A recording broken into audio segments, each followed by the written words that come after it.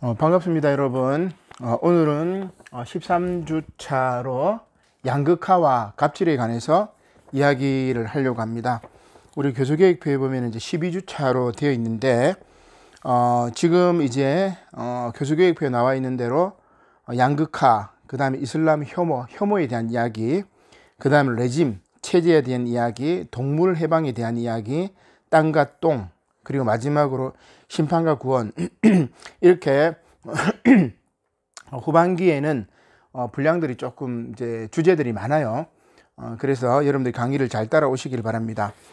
그리고 기말고사는 이제 제가 15주차까지 다 강의를 하고 그 내용에서 기말고사를 지금 이제 출제를 하고 있는데 여러분들이 노트 필기를 하거나 혹은 시험 문제를 적고 한번 이렇게 답을 매겨 보시고 그렇게 기말고사 준비하시면 될 것 같아요. 자, 오늘 이제 먼저 첫 시간에는 갑질과 마름에 대한 이야기입니다. 마름을 우리가 이제 중간 착취자라고 이야기를 하는데, 갑질도 대부분 어떤 이제 뭐 중간 착취자들이 갑질을 많이 하기도 하지요. 최근 우리 사회에 문제가 된 것이 바로 갑질입니다. 전통 사회 조선시대에서 양반이 쌍놈을 부려먹는 작태가 왜곡된 방식으로 살아난 것이 바로 갑질이라고 이야기를 할 수가 있습니다. 근데 여기 이제 졸질은 뭐냐면은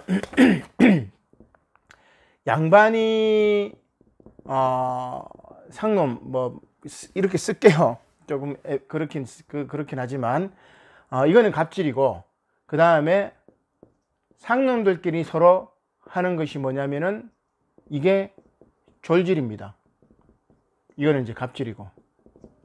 그러니까 우리 사회의 대부분 이제 갑질로 생각하는데, 제가 볼 때 대부분 이제 졸질이 많죠. 이런 게 이제 우리 사회의 문제라고 할 수가 있습니다. 상놈들끼리는 서로 상대방의 성취가 이룬 성취가 하찮아 보이기 때문에 서로가 서로를 우습게 봅니다. 이걸 우리가 이제 졸질이라고 이야기를 하죠. 우리 사회의 갑질은 대부분 졸질의 변형이라고 이야기를 할 수 있습니다. 그리고 이러한 갑질이 가능한 것은 뭐 때문에 그래요? 빈부의 격차, 양극화죠. 그 다음에 정규직과 비정규직의 차별, 그리고 결국은 사회의 양극화 때문에 이러한 갑질과 졸질이 있다, 그렇게 볼 수가 있습니다. 중간 착취자의 나라라는 책이 있습니다. 이게 책인데 이한이라는 변호사가 쓴 책입니다. 여기 보면은 제가 한번 인용해 볼 텐데 이런 이야기를 합니다. 부제는 이렇게 되어 있습니다. 비정규 노동으로 본 민주공화국의 미래, 두 미래, 이 책인데 이한 변호사가 이렇게 이야기를 합니다. 비정규직 제도가 개별 기업이 비용을 줄이는데 도움이 될 수도 있다는 점은 이해할 수 있다. 그러나 개별 기업이 비용을 줄인다고 해서 그것이 꼭 그 사회의 생산성이 높아진다는 것을 뜻하는 것은 아니다. 오히려 그와 정반대로 일자리의 대부분을 비정규직으로 채워놓을 경우 그 사회의 생산성을 낮게 만든다는 유력한 근거들이 있다. 지금 이제 코로나가 오늘이 지금 이제 그 5월 말일인데 5월 30일인데요. 서울 지역에 이제 부천입니까? 또 인천도 마찬가지고 그 이태원발 확진자 코로나가 지금 이제 계속 이렇게 번지는 거죠. 어떻게 보면 돌잔치 집을 지나서 이제 쿠팡 물류 노동자까지 이렇게 되어 있었는데, 그 쿠팡에 보니까 대부분 노동자들이 비정규직이에요. 그러니까 우리 사회가 비정규직을 너무 많이 양산했었고, 그리고 이 코로나는 우리 사회의 어떻게 보면은 구조적인 불평등한 사람들에게 침투해가지고 오히려 그들을 괴롭히고 있지 않느냐, 그런 생각을 해보게 됩니다. 자, 그래서 지금 이제 이한 변호사의 이야기는 뭐예요? 비정규직 제도가 개별 기업의 비용을 줄인다고는 생각하지만 결국은 총체적인 것으로 봤을 때 그 사회의 생산성을 낮게 만드는 거예요. 개별 기업 자체를 봤을 때는 비정규직으로 전환시켜 가지고 기업의 이윤을 얻을 수 있지만 그 사회 전체 혹은 나라 국가 전체로 봤을 때는 손해다, 뭐 그런 이제 이야기입니다. 그래서 이 책에서 중간 착취자의 나라 이 책에서 비정규 노동과 이와 얽혀 있는 아웃소싱, 외주를 말하는 거죠. 파견, 위장 도급 전문 인력 중개 공급업자, 그리고 그 위에 구축되어 있는 망국적 착취 구조, 곧 인력 중개 공급업자를 분석하면서 중간 착취자의 실체를 선명하게 드러내고 있습니다. 자, 무슨 말이냐면은 노동자들이 이렇게 있어요. 그럼 위에서 이제 일을 시키는 사람이 있을 거 아니에요. 근데 바로 이렇게 하는 게 아니에요. 중간에다가 누구를 하나 둬요. 이거를 조선시대에는 마름이라고 했어요. 지금은 우리는 뭐라고 하냐면은 인력 중개업자라든지 혹은 공급업자. 우리 그 경비원 그 아저씨 이제 자살했던 경우, 폭력 때문에 자살했던 경우도 그 경비원은 아파트에서 주민들이 바로 고용하지 않습니다. 뭐 하냐면은 인력 중개업자라든지 공급업자라는 이 중간 업자들이 있어요. 그 업자들에게 대응을 하는 거죠. 그러니까 이게 뭐냐면은 이들을 뭐라고 하냐면은 중간 착취자라고 이야기한 이한 변호사가. 그리고 조선시대에도 마름을 통해 가지고 이런 중간 착취 업자가 있었다, 이런 이야기죠. 사실 마름은 소작인과 지주를 연결해주는 서비스를 제공합니다. 여기 밑에는 이제 소작인이라고 할 수 있겠지. 그 다음 위에는 뭐예요? 지주. 그러니까 이 지주하고 소작인을 연결하는 게 바로 마름입니다. 이렇게 소작인과 지주를 연결해주는 대가로 어떻게 보면은 이제 그 대가를 받았던 인물이 마름이죠. 가령 중개 수수료를 한 번 받고 끝나는 부동산 중개업자와는 달리 마름은 중개가 끝난 뒤에도 지주 소작 관계가 유지되는 동안 계속 그 대가를 받아요. 자, 가령 예를 들어 우리가 이제 아파트를 사거나 집을 살 때 뭡니까? 부동산 중개업자가 있잖아요. 이 사람들도 중개업자란 말이에요. 그러나 아파트를 사고 집을 산 다음에는 중개업자와의 관계가 끝나잖아. 그러나 마름도 마찬가지고 인력 중개업자도 마찬가지고 공급업자도 마찬가지고 그 역할이 지주와 소작인 간의 관계에서 끊임없이 계속 유지된다고 이야기를 합니다. 중요한 것은 뭐냐면 생산과 관련해서 이 마름이 하는 일은 아무것도 없어요. 소작인들이 생산과 관련된 일들을 하죠. 지주는 땅을 가졌다는 이유만으로 자기가 배불리 먹는 거고, 그 다음에 마름은 소작인과 지주 사이에 심부름을 한다는 걸로 말미암아 배부르게 되고, 고생하는 것은 소작인이지요. 그리고 법과 제도는 누구를 위해서? 지주와 마름을 위해서 이렇게 형성되어 있는 게 우리 사회의 구조다. 그래서 비정규직이 양산되는 것 자체가 지주와 마름을 위한 제도라는 이제 이런 이야기가 바로 중간 착취자의 나라 이한 변호사의 이야기라고 할 수가 있습니다. 근데 실제로 이제 소작인은 지주에게도 뜯기지만 또 마름에게도 뜯기죠. 이게 어떻게 보면 소작인의 괴로움, 슬픔이라고 이야기를 할 수가 있습니다. 소작인들의 요구사항을 들고 지주를 찾아가면 이제 지주는 이렇게 말합니다. 당신들과 계약관계를 맺은 것은 내가 아니라 마름이니 그리로 가라. 소작인들은 또 마름을 찾아갑니다. 그러면 마름이 이렇게 말합니다. 나는 실질적인 결정권이 없고 당신들 요구를 들어주면 나는 마름 노릇을 할 수 없고 그렇게 되면 당신들도 소작을 붙일 수 없다. 마름은 철저히 지주의 이익을 위해서 존재하죠. 문제는 그런 식의 지주 이익 확보가 나라 전체의 이익과는 배치되고 사회 발전을 가로막으며 구성원 대다수의 이익과 정의와 행복을 망가뜨린다는 데 있다는 말입니다. 중간 착취자가 있으면 이 사람들은 무노동이죠. 어떻게 보면 착취함으로 말미암아 배부르는 이런 중간 착취자들이 존재하면 할수록 그 사회 전체는 무너진다는 그런 이야기입니다. 그래서 이제 이한 변호사가 이렇게 얘기를 해요. 지금 제가 이제 책 내용을 소개하는 겁니다. 기업이 교육 훈련에 투자를 많이 하면 할수록 경제적 성과와 노동 생산성이 늘어난다. 그리고 교육 훈련은 고용 관계의 안정성이 높아야 효과적으로 이루어지며 이것은 다시 노동 생산성 상승으로 이어진다. 반면에 비정규직 비율이 높으면 이직률이 높아지고 교육 훈련률이 낮아지며 노동 생산성 향상에 부정적인 효과를 미친다.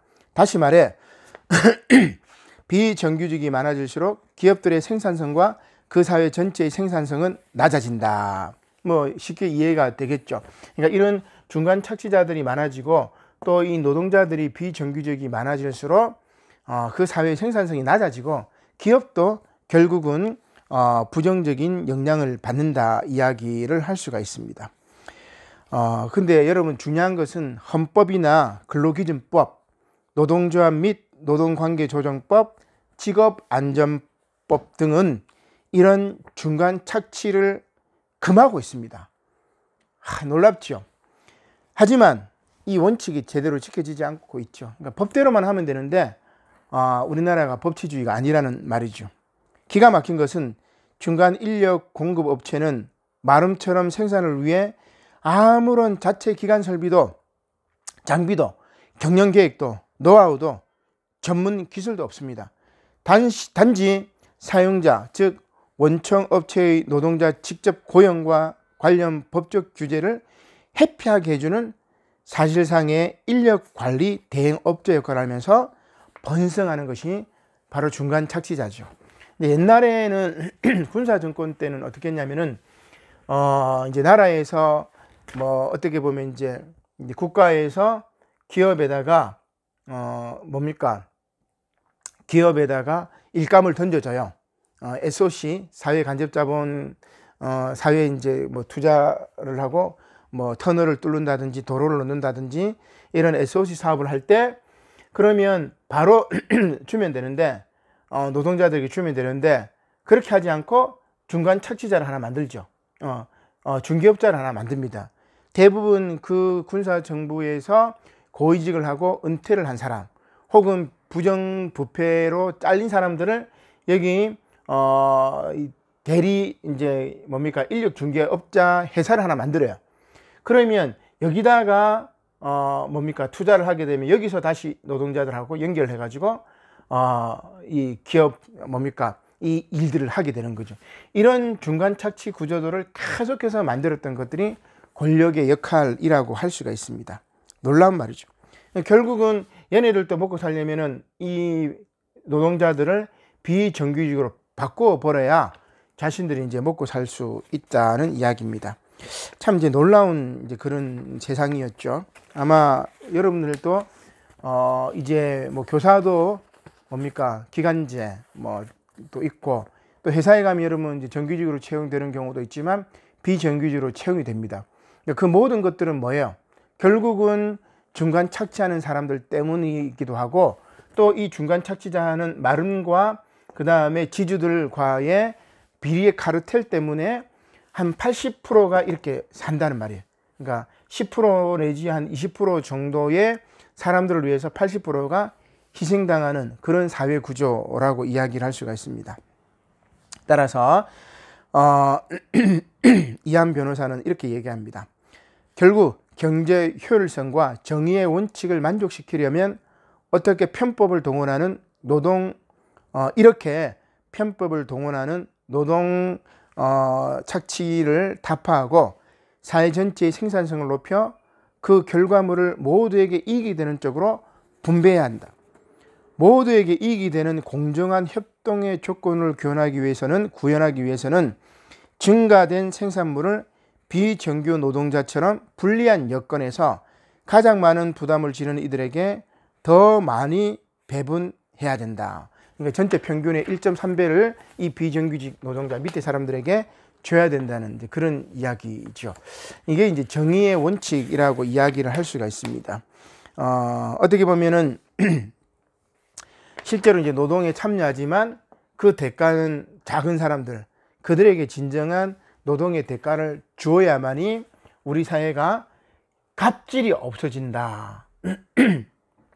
게다가 양극화도 없어진다고 이야기를 할 수가 있습니다. 특권층이 나머지 구성원을 지배하고 억압하는 고비용 저효율의 병영 국가가 될 것이냐, 아니면 공정하고 협동하는 공화국이 될 것인가? 바로 지금 우리 대한민국은 코로나19를 통해서 이 기로에 서 있습니다. 지금 코로나19를 통해서 힘들고 어려운 사람들은 비정규직이겠죠. 그리고 대부분 이 소작농들입니다. 지주는 코로나19가 있든 없든 상관없어요. 자기 먹을 것을 쌓아놨기 때문에. 마름도 상관없어요. 왜냐하면 이 소작인들을 착취하면 되기 때문에. 그래서 우리가 이러한 위계적인 병영 국가가 될 것이냐, 아니면 민주공화국이 될 것인가, 그 기로에 서 있다는 이야기죠. 그러나 불행하게도 지금까지 한국 사회의 기득권층은 병영 국가 쪽으로 나라를 이끌어 왔었죠. 이게 이제 오늘 우리 사회의 부정적인 모습이라고 할 수 있습니다. 아무튼 코로나19를 통해서 서로 소통하고 서로 나누고, 그리고 골고루 밥은 하늘이기 때문에 하늘은 혼자 가질 수 없죠. 나누어 먹는 것이죠. 이제 그런 사회가 우리 양극화를 없애지 않을까. 그리고 실제로 이제 철학의 역사는 이러한 분배의 문제, 곧 정의의 문제에 다름없습니다. 윤리도 마찬가지예요. 분배의 문제에 다름없습니다. 전에 제가 이제 분배 이야기 한 적이 있죠. 민주주의 방식으로 분배하는 경우가 있고, 자유주의 방식으로 분배하는 방식이 있고, 공산주의 방식으로 분배하는 방식이 있고, 아리스토텔레스의 방식으로 분배하는 방식이 있고, 뭐 존 롤즈라든지 혹은 공리주의 방식으로 분배하는 방식이 있다고 이야기를 했었어요.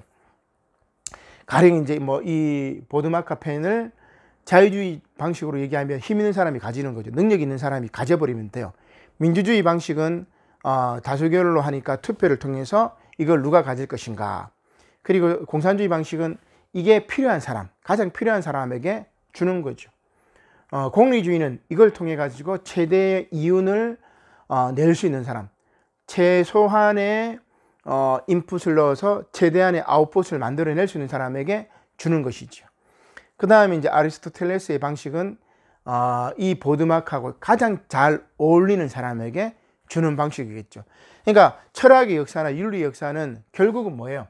분배의 문제고, 분배의 문제는 곧 정의의 문제고, 지금 이제 이 양극화에 대한 문제, 우리 사회의 갑질이나 졸질에 대한 문제들을 쭉 살펴보면은 우리 사회의 경제 구조가 어떻게 되어 있다.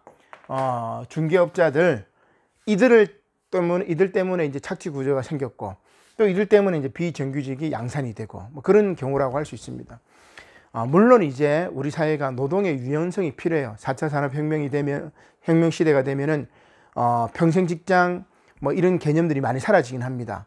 그러면 직장을 잃은 사람에게 다시금 새로운 직장을 구할 수 있는 재교육이 필요하단 말이에요. 그리고 그때까지 그 사람이 먹고 살 수 있는 사회보장제도가 돼야 됩니다. 그게 복지제도예요.